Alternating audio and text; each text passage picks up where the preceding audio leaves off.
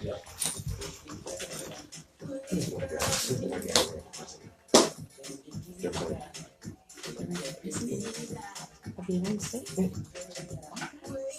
They want to support me.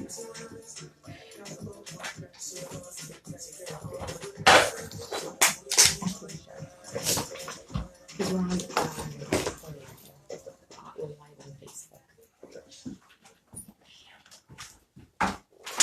Thank you, sir.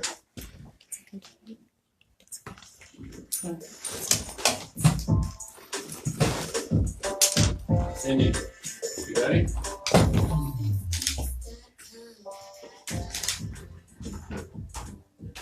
Welcome to Heartbeat Radio. I'm your host, Cindi Bright. If you've been joining Heartbeat Radio and its conversation over the last several months, Heartbeat Radio is about the heart condition of this country that is affecting women and people of color. And for the first many months, we've been talking about a myriad of topics that touch on what is happening in corporate America with respect to women and people of color. And for the fall, we're having a series. And I've invited a co-host to join me in this series, Carl Edwards. Carl, welcome to Heartbeat Radio. Welcome, sir. Glad to be here. Carl and I have been talking about this whole issue of what we call righteousness in corporate America. Carl, why don't you talk to our audience a little bit about your thoughts about what this means for you? Yeah, sure. I think when we look at the recent election with Obama 8 years ago and now the transition to Trump, you know, when Obama was elected, there was a lot of talk about this being a post-racial era, right? People thought we had advanced so far, and then we finally kind of made some significant ground in the whole racial diversity movement in America. But almost as soon as Obama took office, we learned just the opposite. Something that never happened in America before. A standing minority leader stood up on the floor and said, my job is to do everything to make Obama unsuccessful. Unprecedented, never heard of, never done before in America. Since then, we've begun to see the whole post-racial thing begin to unravel.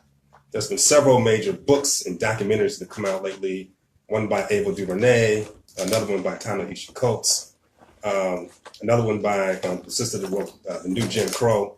And what they documented is that the state and plight of people of color in this country, particularly African Americans, is worse than it was before the Civil Rights era. Yeah. So that begs the question, what are we doing wrong? What needs to change? Well, when I started, where my heart was when I started Heartbeat Radio is, I guess some of my audience may know I spent 32 years as an HR person, the last many years as an executive, and I watched what was happening to us. I watched the patterns of what's happening. And so when you're talking about, the unraveling of it, the word I like to use is the revealing of it, because many of us knew that this existed, and our lives are touched and impacted. And what was so wearing on my heart is being in business, because when I talk about corporate America, that's where the earning power is for people. And when we are marginalized and not viewed positively and put into these buckets, it is having a detrimental impact on our community. I'm going to be bold enough to say corporate America is part of the genocide for Black people here. And there is not much voice for us here. And I wanted to bring that to the table. And so part of what, when you and I talked, Carl, when we talked about righteousness, you and I are both people of faith, and we both know that loving each other and looking out for each other is an important part of our lives. And so I think the challenge, or I think the reason why, doing this session on righteousness is about to challenge corporate America to tackle this issue of doing right by people. And it just so happens today, I was looking, I'm a fan of Colin Kaepernick, and watching his face show up today as a voice for change is just so powerful for me today, on the day that I'm launching this on air. So that was on my heart a lot, wanting to pull something different together and have this conversation. And so tell me, what are your thoughts about the Colin Kaepernick? And Yeah, exactly. So when you think about what Ta-Nehisi said in his book, 8 Years in Power. And he documented the similarity between Black people in political office in corporate America after Reconstruction, after the Civil War. And he paralleled that to what we're going through right now. And the parallels were so striking that people were just blown away. The exact same thing that happened then is happening now. Yeah. You had Black people in power politically, economically, and they were forcefully stripped from those positions of power. We're seeing the exact same thing happen today, where we've had this period, pretty long progressive period of Black people gaining political power, Black people gaining economic power, to see it now slowly stripped away, right? In a very kind of methodical fashion. And so, well, yes, and the attempts are being made on it, but it is also igniting. It's igniting a lot of Black people, particularly Black women, right? There's several of us running for office here that, in the Washington state, we're trying to get in positions of power so that we can help affect this change. That's a whole nother interesting conversation I'll have one of these days about what it's like to be a Black woman running for office in a Democratic Party that says that they support us. So yeah. But Cindi, your campaign is so important. Let me just give you a couple of reasons why your campaign is so important. We have to change the conversation in America. It can't just be about civil rights anymore. It can't just be about Black and white anymore. It has to be about good and evil. It has to be about right versus wrong. Mm-hmm. Because what will happen is that whatever we put out into the universe, the karma we throw out is going to come back. So when America looks at itself and it looks at, the school shootings, it looks at people driving, the whole opioid crises. When it looks at all the things that are happening to it, one has to ask the question, why? Why? This is the richest planet on the earth. There shouldn't be an opioid addiction. There shouldn't be kids getting shot in schools, but it's karma coming back. And so we have to recognize that the universe runs by righteous laws. Whatever you put out in the universe, it's gonna come back. So what this gets down to is that white people, particularly white people, have to clearly understand that it's not just a Black thing. It's a righteousness thing, because whatever they put out in the universe is gonna come back on them, their children, and their grandchildren. And so you, Cindi, are part of this whole movement to change the dialogue. It's not about race anymore. It's not about, I agree. It's about what's right and what's wrong. And bringing people together too, yes, right? Exactly. Because on one hand, I say, yes, you're right. It's not black and white. It still sort of is, because we still are being judged by our pigmentation, and that is still having a cost to our lives, to our opportunities, to jobs, healthcare, all the things that we're not being afforded because of our skin. And yet, you're absolutely correct. It's time that we all start to come together, because it is a conversation about doing what's right, and we do need white people to help solve this problem for us, that we can't do it alone. And so I'm in a lane, I'm trying to get into office to help, to raise issues, to think different, to help challenge some of the paradigms around both parties that are out here now that are, I'm not sure that we have full representation, right? And so trying to make that difference and trying to step up and do something, I think is a responsibility all of us has, right? Totally.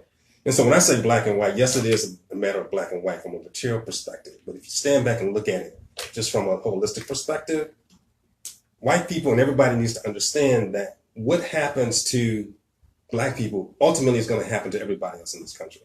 So let me give you a couple of examples. If this whole issue of immigration, let's just take the entire issue of immigration, right? What people need to understand is that there's this huge fervor in the white community about jobs being taken away from them, right? Well, it's not black people taking your jobs, right? If you look at technology and you look at the entire field of technology, it's not black people taking those jobs. And so the point here, when I say it's not black or white, what I mean is that when you peel the onion away, it's not really black and white. It's about the 1% versus the 99. That's it's right. about the good versus the evil. So what they do is they very conveniently obscure the issue, and they make us think it's black and white, and they pit black and white, pit black against white, so that it becomes black against white. But they've orchestrated that, right?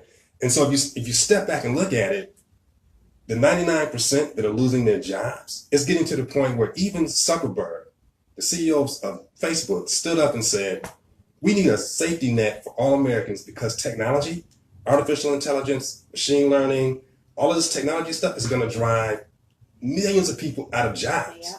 And so he's actually but who do you think would be the first ones to go? Yeah, exactly. And so that is about, when I break that down, that is about, and it's why I started this show, because of jobs, opportunity, advancement. That is 100%.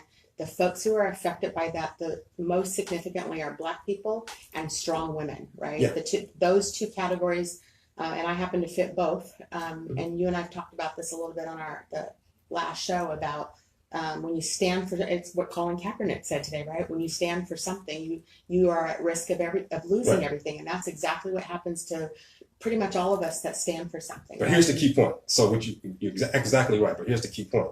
It happens to us first. It happens to us first. Then it's going to happen to everybody.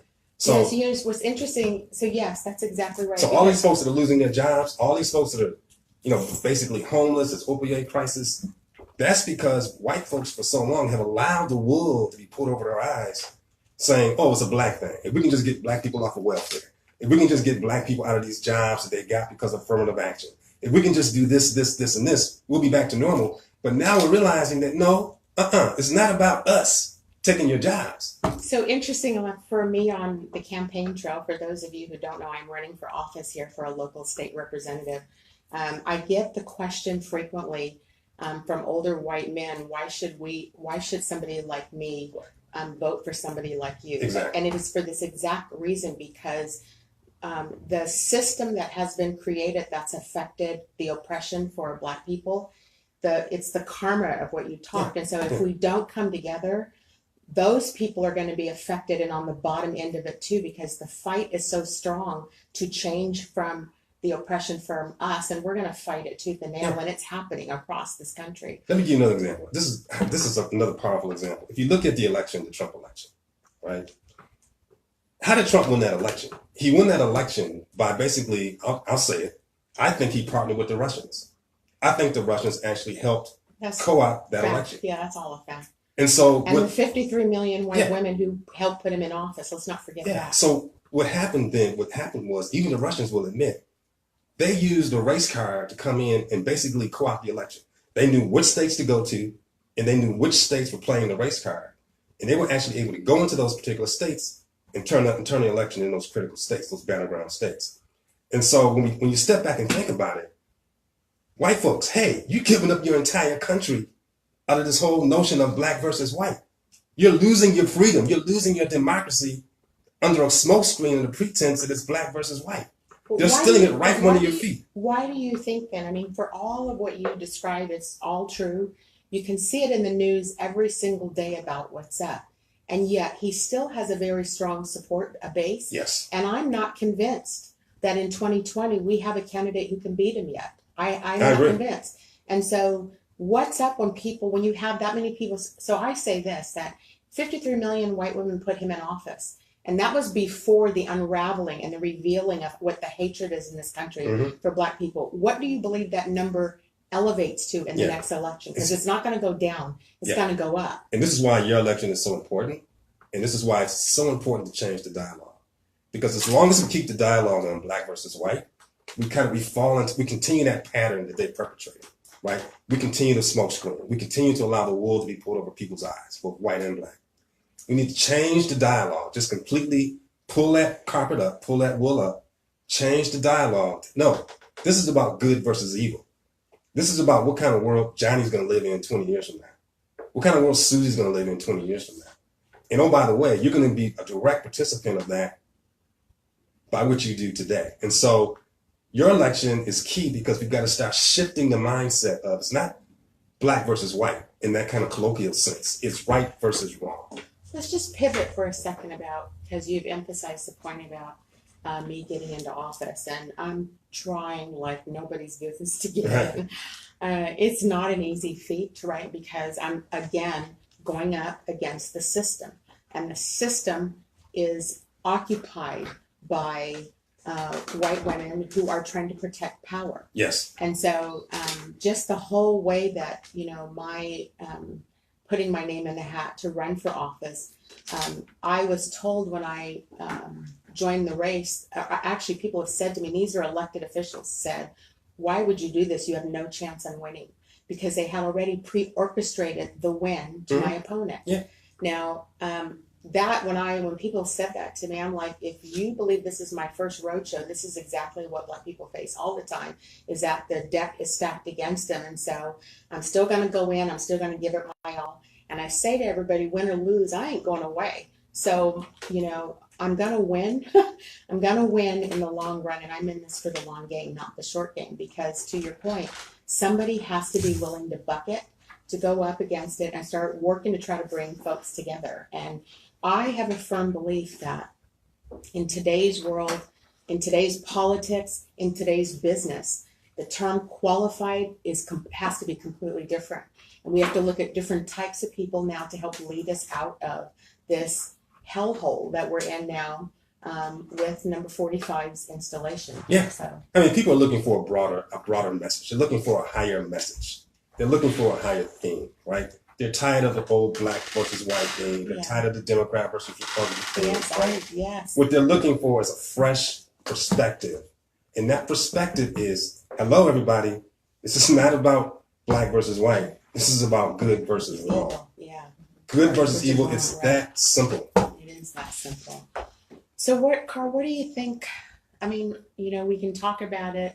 How do we solve some of this? And, I had started this whole conversation around business, and I know you and I have had some similar paths. We met over 10 years ago, at least 10 years ago, through career transitions, and I hadn't seen or talked to you in a long time, and I reconnected with you and saw that you're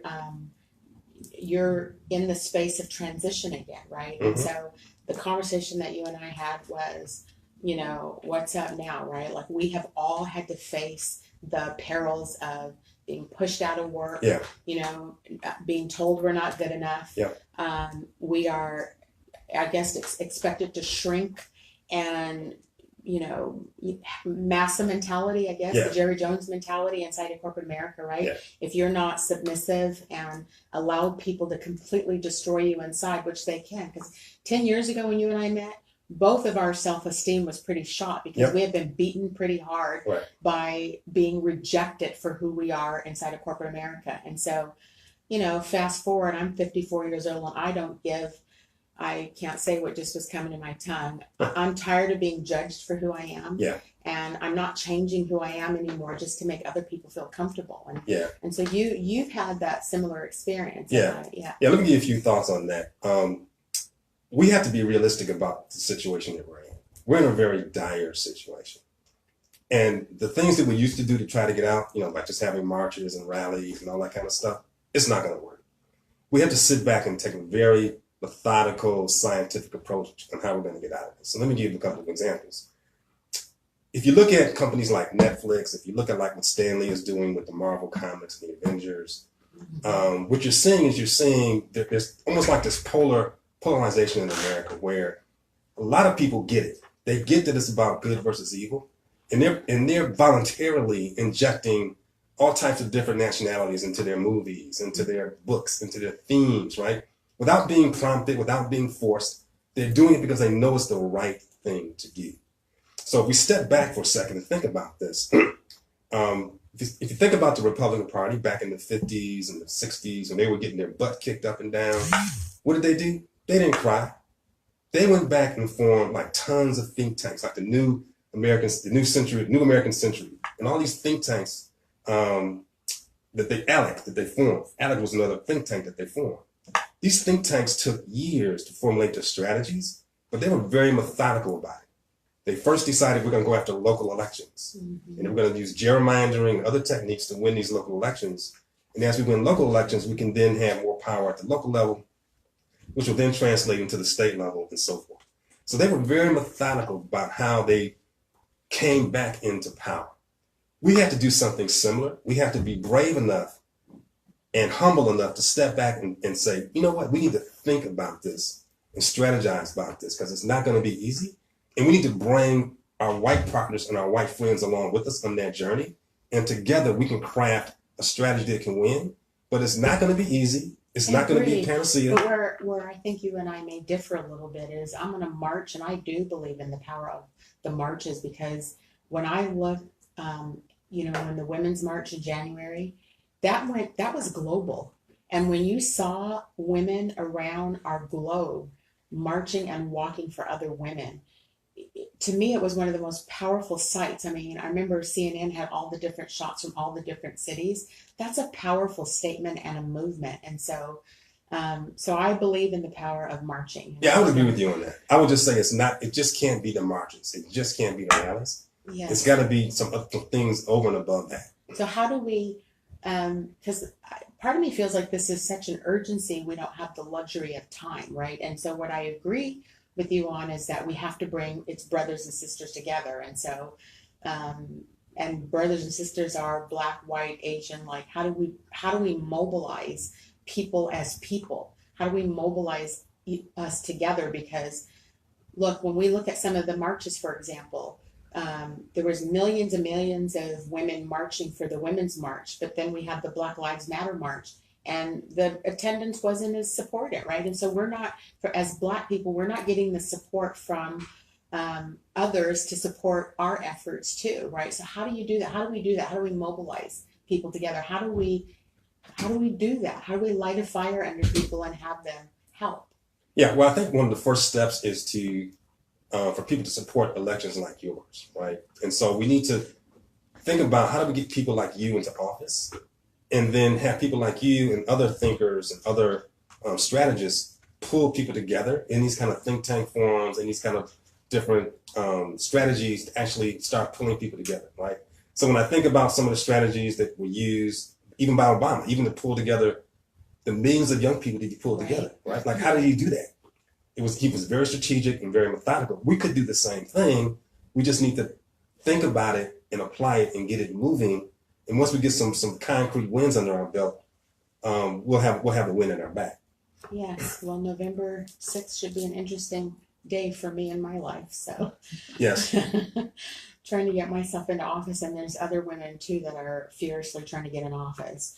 We don't have the infrastructure to support women of color, so that has become very clear to me. I've been in this race for 3 months, and to me, it is as pathetic as corporate America is about their talk about diversity.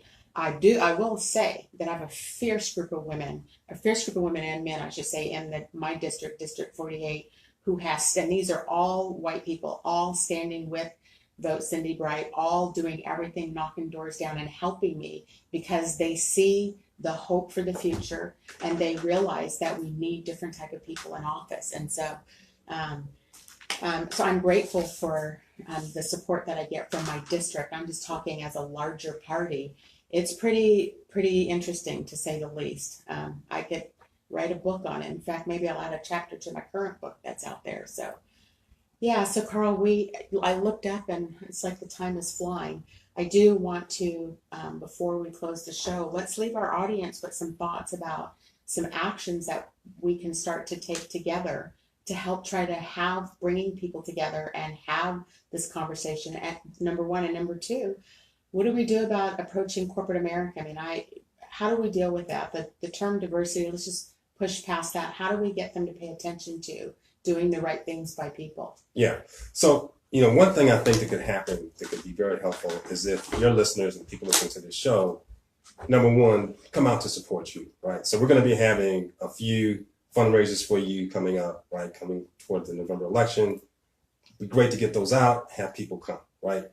And bring your friends. So once you understand that this is a different type of election, it's a different type of energy. It's not just a regular election. We're not just trying to get Cindi in the office just to get Cindi into office. We're trying to get Cindi into office because Cindi represents something different.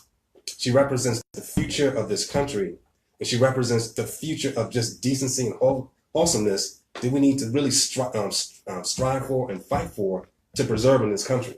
What people need to realize is unless we get good people, good, solid people that are good in their core into office, this country is going to continue to just go down the tubes. It's going to continue to be... So those are really nice words, Carl. I appreciate that. Yeah, because, I mean it. That's nice of you. I am I just try to do the right things by people. I always have.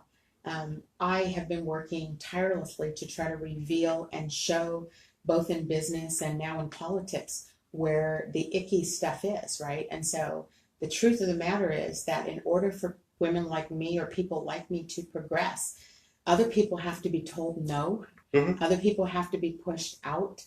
And I haven't seen a lot of that happen in my career. So it will be a fascinating journey for myself, because should I not win, that's my next thing I'm taking up before I run again. So Yeah. stay tuned on that whole thing, right? So think about the Stan Lee, right? I mentioned the Marvel Comics and the Netflix, what they're doing, right? Yeah. It's going to take just a few brave people to come forward and support your election, support your Where your are run. those? Where are you, brave people? Where are you? They're out there, Cindy. We just got to keep calling them. They're gonna come. Just need a few brave people to step up, join the race, and support this very, very important election for Cindi Bright. I didn't know we were talking about my election today, so I'm glad that you did that. But since you brought it up, I'll just tell people where they can donate to my campaign. My website is votecindybright48.com. So I'm in the 48th district. I appreciate anything to help me get into office, because I do want to help change this game. All we need is a few brave a few brave Just people a few that brave people. get in there and speak the truth and not be bullied and not be kowtowed, and realize that change is inevitable, right? So, look, Carl, to our audience, Carl's going to be with me through at least the fall, having this conversation about what we need to do to make things right by people. So, for all of you that joined me today on Heartbeat Radio, thank you for joining me. It was the quickest 30 minutes of my life, is to sit here and have these discussions.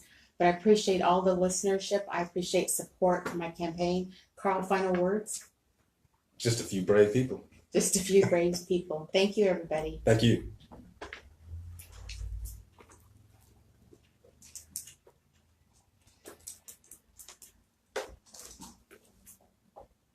Thank you. Yeah. Yeah.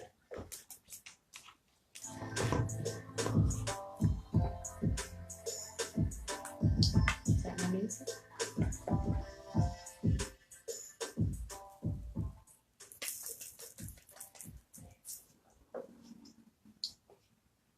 Time for a Rayner Avenue Radio News Update. I'm Danny Bell. As the show looks in the Right. Science and Technology University, Yeah. this is looking at the Army. I want your idea of To tear the